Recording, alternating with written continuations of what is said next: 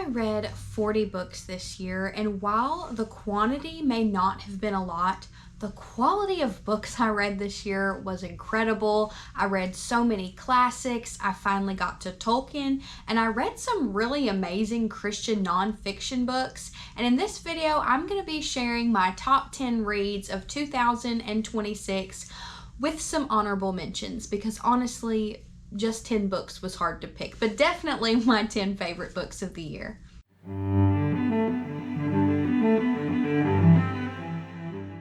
Hello friends, and welcome to my channel. My name is Haley, and I am a Christian wife, homeschooling mother of 3, out to redeem my very own literary education.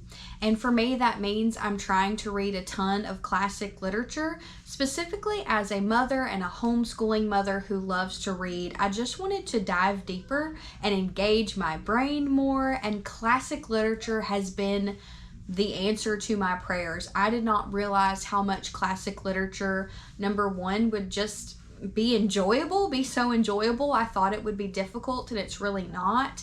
And number two, how much it's helped me grow in my spiritual life and in the way that I live my day-to-day life. I just feel like classic literature calls you to a higher standard. So this year I have read some really incredible books, and we're going to dive into my top 10, really in no particular order, though I do have an absolute favorite of the year. And I'm going to start with my male author of the year, of course. And in 2026, that was J.R.R. Tolkien. And my goal was to read The Lord of the Rings by the end of the year. I did not, but I did read The Hobbit and The Fellowship of the Ring. And naturally, these made it on my top 10 list of the year. I don't know why I have waited so long to get to Tolkien, but he was absolutely worth the wait, worth the hype. I completely understand why he has such a huge fandom now, and specifically this world, because it's really the world that kind of takes center stage in these books. Middle Earth is a place that when you read about it, you can see it, you can envision it, you are there, you are immersed in it. And it's a world that constantly pops up in my imagination or when I'm outside. It was just so well written, and all of the lore he creates and all of these creatures and the history of this world, it's so thorough. These are a bit more of an extensive read than what I thought they would be. They were a bit more intense, so I read them more slowly than what I would have liked, which is why I didn't make it through the entire series last year. I do have 3 young children, and these books are just ones that really command your full attention, but they are worth it. If you have not dove into this world yet, I highly recommend it. And for me specifically, The Hobbit was a favorite. I don't know why, if it was just because it was the first time I was introduced to this world, or specifically the character of Bilbo Baggins that I loved so much, but I love it. It's definitely worth reading The Hobbit first and then diving into The Fellowship of the Ring. And I can't wait to finish this series this year, which is certainly on my plans. And then another favorite I had this year was Pilgrim's Inn by Elizabeth Goudge. This was the very first Elizabeth Goudge book I have ever read, and I absolutely fell in love with her writing, and particularly this book. Now, I didn't know it at the time, but this is a book that's in the Elliott family trilogy, and it's actually the second book, but the way that it's written, you could still read it like a standalone. I read Pilgrim's Inn because it was mentioned by Sally Clarkson and Sarah Clarkson as just one of their favorite books, and I understand why. It's because home really takes the center of this book. It felt so cozy. It just inspired me to want to create a safe, peaceful, beautiful, sanctifying home. While this was a really cozy and heartwarming read, I wasn't expecting it to be such a spiritual read, and it's why I chose Elizabeth Goudge for my female author of the year for 2026, because I loved this book so much. So I highly encourage you to either give this one a try or the very first book in the Elliott family trilogy a try by Elizabeth Goudge. Her writing is phenomenal, and it will not disappoint. And then the next book that I just absolutely loved this year was Elizabeth and Her German Garden. This is the perfect spring or summertime book. I love Elizabeth von Arnim because she is the author of the Enchanted April, which is one of my favorite books of all time. I read it every April now. That's a tradition. So I wanted to try some more of her works, and so I picked up Elizabeth and Her German Garden, which I read mentioned in the Guernsey Literary and Potato Peel Pie Society, so that was kind of added encouragement. But this is really a fictionalized memoir about a mother who finds solace in her garden, really finds a place for herself to find rest and restoration and connection with God in her garden. And she's not a good gardener. She's an amateur gardener. She has a lot of fails, a lot of things that just don't work. But she also has this sort of wit and snark about her that was just very humorous to read as well. And I think that's true to Elizabeth von Arnim's writing. She is very witty. I think if you love Jane Austen, then you would like Elizabeth von Arnim. This book was just very fun, and I highly recommend that you give it a try this spring. The next book is a pick from my female author of the year from 2025, which was L.M. Montgomery.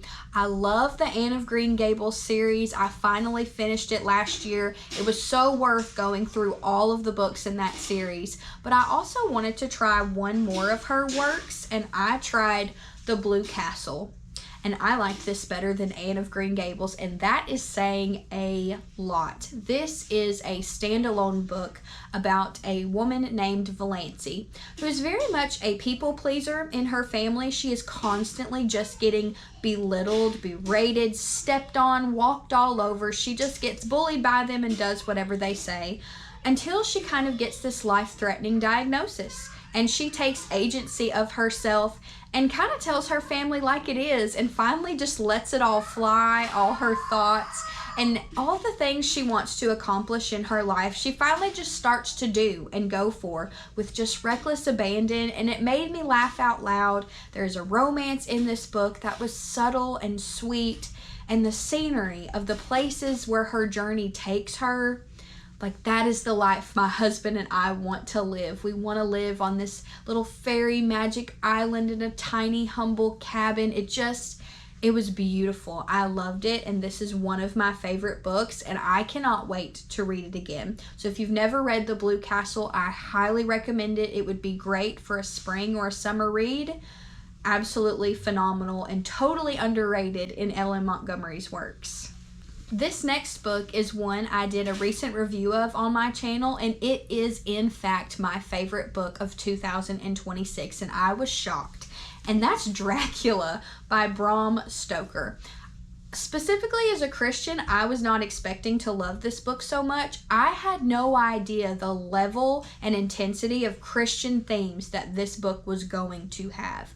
But this is this ancient, supernatural, just evil. Dracula's not the romance character. He's not the main character. He's not the good guy, the morally gray guy. He's bad. He's evil, likened unto Satan himself. And you have this group of Christians who are trying to fight him in a world that's growing more modern and starting to shy away from believing in the supernatural, but also they come to it with a very Christian defense plan to kill Dracula, and it was phenomenal. It also explores kind of the idea of womanhood, and in this time period specifically, how two women deal with a monster like Dracula. So you have kind of this damsel in distress type character who lets everybody do everything for her, and then you have another woman who really takes agency and becomes what you would call a true biblical helpmeet to her husband and the men to try to help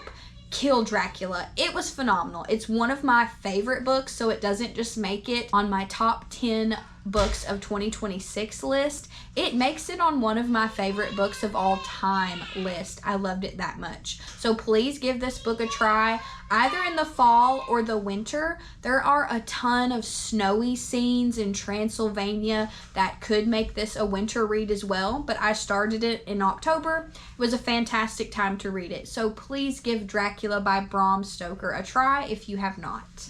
These next four favorites that I have on my list are are Christian nonfiction or just regular nonfiction. And the first book I read actually inspired my word of the year for 2025.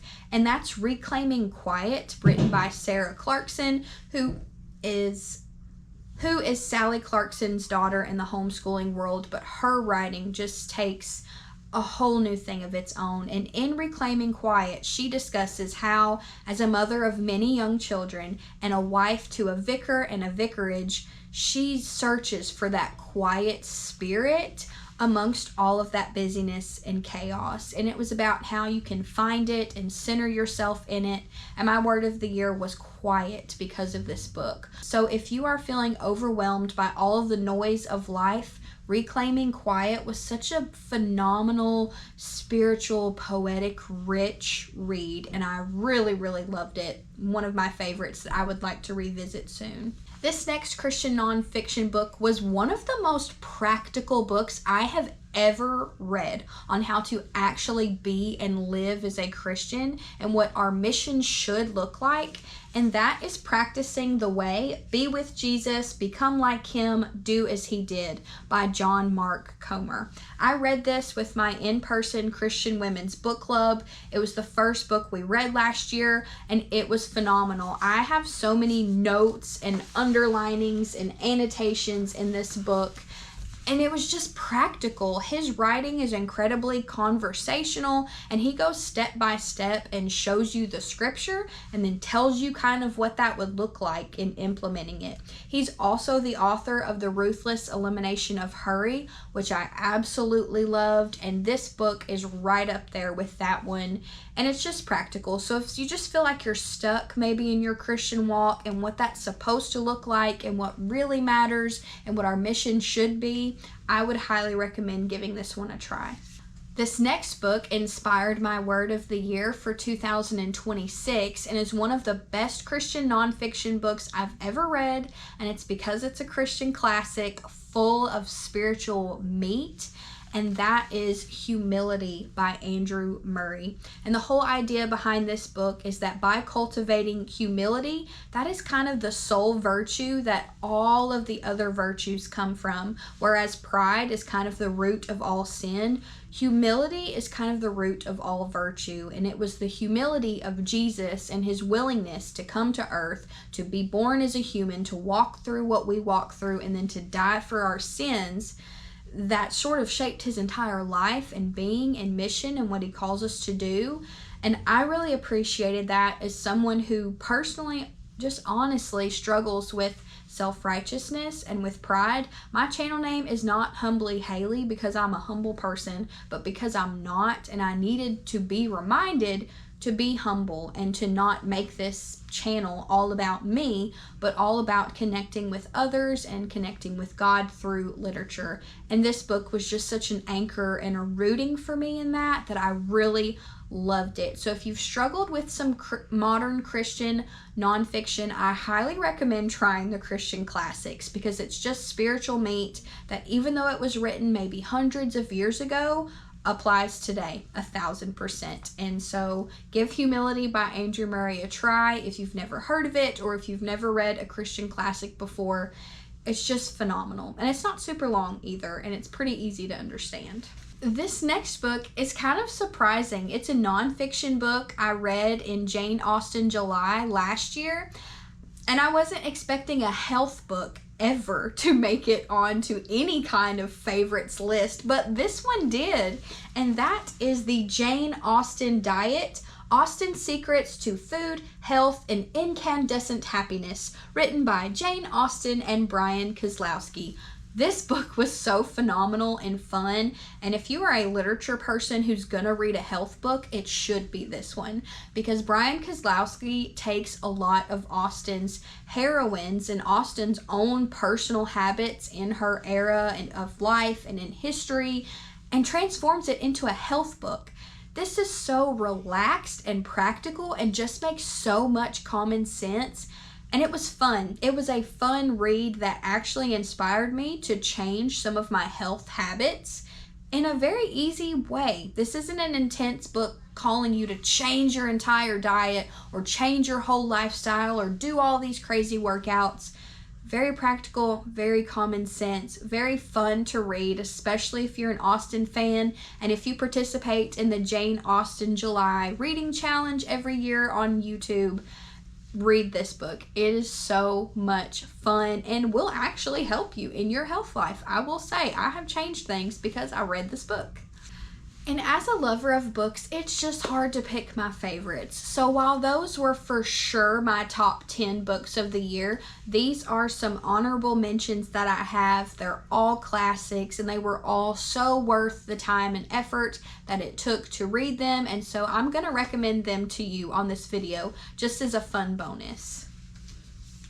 The first one is another Austen, and it's Lady Susan, which is actually a novella told through letters. So it is an epistolary novella, and it was hilarious. Lady Susan is kind of this older woman who doesn't realize she's aging. She's still trying to use her beauty to capture men in a horrible way.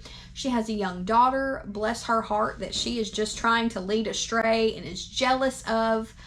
And it sounds really harsh, but with Austen's wit and just her finesse and her touch, it's hilarious, and I could not stop laughing. It's very short. I devoured it within 24 hours. It was so good. So if that is an Austen you haven't made it to yet, it's worth a try. And I read it in Jane Austen July. Have it in this Everyman's Library edition, which is just a collection of some of Jane Austen's unfinished works and other stories. But Lady Susan was phenomenal and hilarious. So if you need a good laugh, or if you're participating in Epistolary January, Lady Susan is the perfect read by Jane Austen. This next book is a Bronte book that does not get enough love and appreciation by a Bronte sister that doesn't get enough love and appreciation, and that is Agnes Grey by Anne Bronte. This book was a very humble and quiet sort of governess Cinderella story, if you will, but with that Bronte touch, kind of that little bit of darkness, gloominess, atmospheric, gothic feel in a governess's tale. This young governess kind of tries to set out on her own and take some agency for herself and be a governess, but the families that she is helping are an absolute nightmare. They are terrible. But by the end of the book, she kind of has her own story that comes about with its own kind of happy ending that's very realistic and very modest. The heroine of Agnes Grey is kind of a more quiet, humble character, but I loved that about her. I just loved her resilience and not giving up and standing true to what she believed in. So if this is a Bronte book you have not tried yet, it's so worth your time. And I read it alongside the Literary Life podcast, which I always highly, highly recommend because it's like a free college literature course that's so much better than any class you're going to take in college. So you should definitely give Agnes Grey a try and read it along with that podcast. And I'll, of course, link all of those things in the description below so that they're easy for you to find. This next book is a chunker, and it was the lengthy classic I really wanted to finish in 2025, and it was worth my time and effort, and I'm so glad I gave attention to it because it was not what I was expecting it to be, and that is Anna Karenina by Leo Tolstoy. I have avoided Anna Karenina for a long time as a Christian because I did not want to read a book that praised adultery. That just wasn't something that sounded interesting to me as a Christian, and I just completely had that wrong. That is not what Anna Karenina is. It's actually a story about how adultery can absolutely destroy a family, and it can break your heart and just everyone around you. But Anna Karenina wasn't just about Anna Karenina. It also had another character called Konstantin Levin, who was kind of Anna Karenina's parallel in a ways. So while Anna Karenina was on a slow decline of self-destruction, Konstantin Levin was on a slow rise to truth and spiritual awareness and finding God and finding a good marriage. But this is one of those books I would say is really about marriage, because it has 3 different marriages within it that are all in different places. So even how a great marriage with love is going to have its trials and difficulties, because we're all sinners and we're not perfect.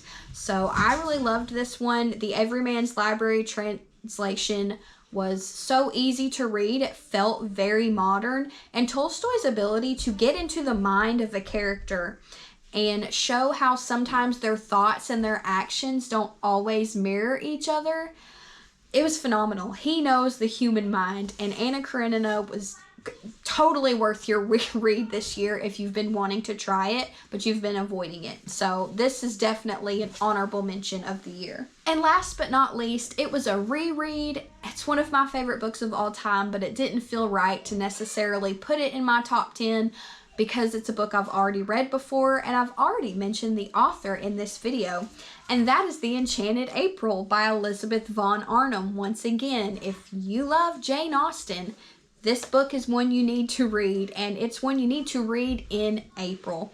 It is about how in the trials of our life, when everything starts to feel really monotonous, really hard, how you can take a vacation, take a trip, and some beauty and some rest will completely renew your mind and spirit. This book follows 4 very different women in very different trials and stages and seasons of life who rent a castle together for the month of April just to get away, and what that does for them and what that does for their marriages. It happens during Easter. It's beautiful. The Literary Life podcast also has episodes on this. I hosted the Enchanted April read-along last year and did a couple of live discussions with some fellow booktubers on here. Chantel Reads All Day and Bookish Kelly. Shout out to you two. Thank you for reading this book with me and discussing it. But if you haven't read this classic, do not miss it and pick it up this April, because it's one of my favorite books. It's just beautiful and fun and worth your time. So those are my favorite reads from the year of 2025. It was a phenomenal reading year. I read so many great classics, and I don't even care that I only read 40 books, because I read 40 books and they were great books. And I cannot wait to see what 2026 has in store for me. You can watch my 2026 goals and intentions video if you want to see kind of what my reading plans look like for the year ahead, what male and female author I have for the year, and some classics and series that I want to read and finish.